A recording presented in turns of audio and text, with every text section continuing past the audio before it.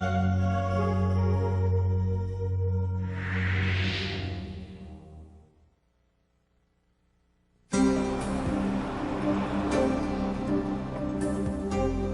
going to be taking you down to the next wing, which is X-ray, and they'll be taking care of you. Dr. Campier, room 5219.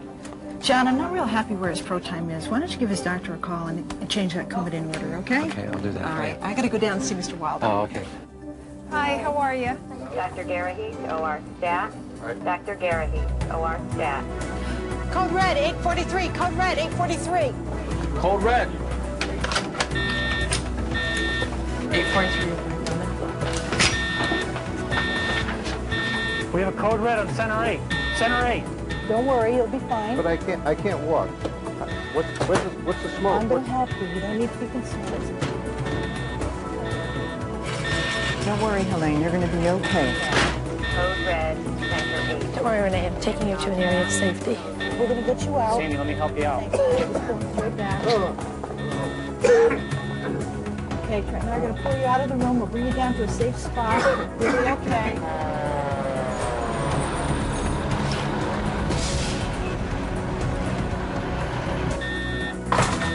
Craig, I'll have you out of this smoke in a minute. Don't worry, Mr. Wilder. It's going to be okay. Everything will be okay. Just hang in Out of there. the way. The fire department's on the way. Hi, security. What type of alarm do we have? A pole station on Center 8 with a phone call of an active fire. Pole station, Center 8, phone call, active fire. It's okay, Mr. Sullivan. We're going to get you out of here. The fire department's on its way.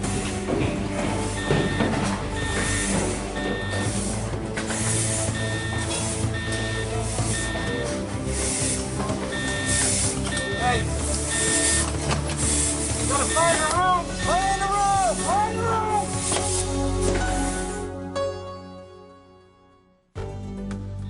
Major fires in healthcare facilities are rare, but when they occur, they may have greater potential for loss of life than fires in other types of facilities. Ma'am, I'm going to have you take your patient down to the Bryant unit. The reasons for this are clear. Most patients simply can't evacuate on their own because of their medical condition or age. Others may be confused by the alarm sound or frightened by the smell of smoke, or they may not know the best way out. Being in a hospital, it's extremely important that all members of the staff are very, very comfortable with the evacuation policy of the hospital, but also the floor as well. We are here to protect and save people's lives. If we don't practice good fire safety habits, we can risk putting our patients into danger. To protect patients, staff members need to understand fire response procedures, including how to sound the alarm and get help, how to prevent fire and smoke from spreading, and how to conduct an evacuation. Evacuation plans are critical. All staff members need to know the evacuation plans and need to know what to do and how to perform during an emergency, and this helps them provide maximum patient safety. Healthcare facilities have written fire procedures describing what needs to be done by the staff in every part of the facility. Understanding the plan for your facility and practicing evacuation procedures are essential steps to preventing loss of life during a fire. But conditions can change. Staff members still must use their own best judgment, always remembering that the #1 priority is patient safety. The first thing is to make sure the patient's okay, that their oxygen supply is okay, that their drips are running okay, because you really want to be sure that you're not abandoning the patient, and you want to be sure that help is identified and is coming as rapidly as possible. It's very important that staff knows what to do. They don't have to run to a manual. They know right off the bat this is what they can do, and they can act quickly. Remember, it's your responsibility. No matter what your job is, you are responsible for knowing and carrying out your part of the plan. What's the matter? Is there a fire? Well, you know what? We're not sure yet. Nurses, doctors, orderlies, maintenance staff, kitchen workers, volunteers. Everyone needs to know how the plan works and what their role is. And I want the rehearsal to begin now. Code red! For people to act effectively under the stress of a fire emergency, response procedures need to be practiced regularly. Only through regular drills can each staff member learn what his or her role is and how to perform it. Drills are very important. We try to make them as close as possible to the real fire situation. It helps the staff to know what to expect. Drills tell you what the problem is, what you're supposed to do about it, where you're supposed to go, and when you're supposed to go. It's just very important to practice, practice, practice. The end result of all the training and procedures is that there's a benefit to everybody who's in the hospital, that in the case of emergency, we will get staff, families, visitors, everybody in the hospital out in a very quick and very safe way. If a fire breaks out in a patient care area, there are specific steps to take. Code red, 843. Code red, 843. Call out the facility's code word to alert other staff members. Activate the fire alarm. Evacuate anyone in immediate danger. Attempt to control or extinguish the fire if it can be done safely.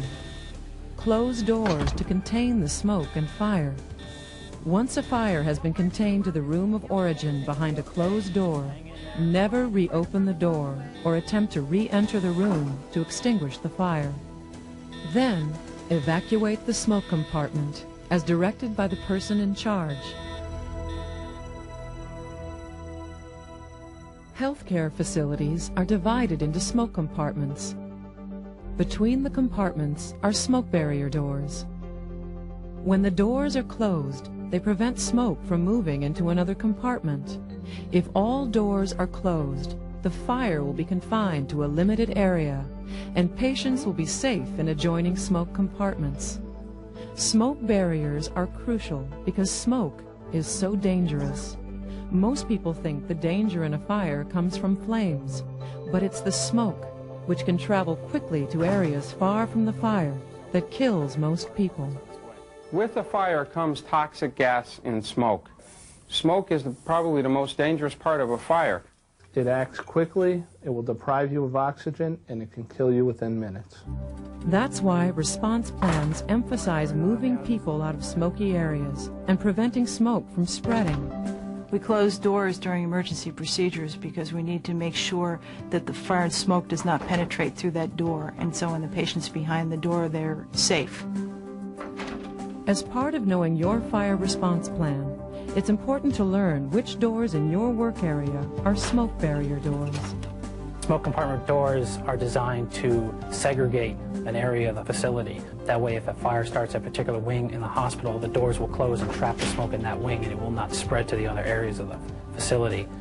Evacuating patients from one smoke compartment to another is called horizontal evacuation. There's no question that the ability to be able to move patients horizontally within the system has a major impact on making healthcare facilities much safer today than they were many years ago. There is no foolproof rule for determining whether or not to evacuate patients, but consider these basic guidelines.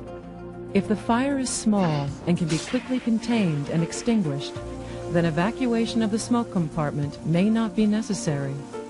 If a fire has not been extinguished but has been contained by closing a door, evacuation of the smoke compartment should be implemented.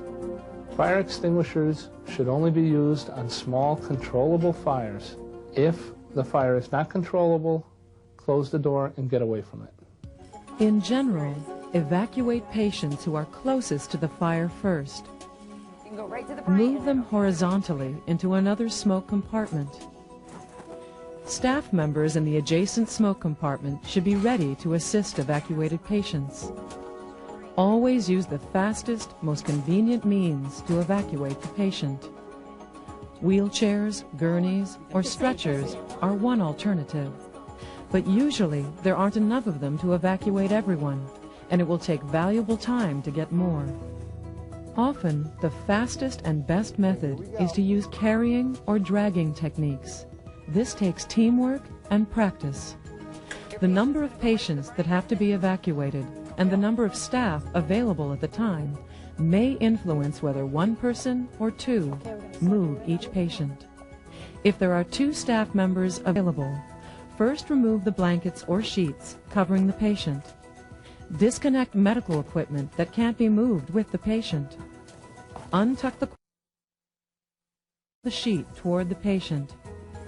Grasping the sheet on each side of the patient, the staff member at the head faces the foot of the bed, while the other person lowers the patient's feet to the floor. Next, slide the patient's upper body off the bed, onto your legs, then gently down to the floor. The patient now can be moved out of the room. If only one staff member is available, place a sheet or blanket on the floor. Remove coverings and disconnect equipment.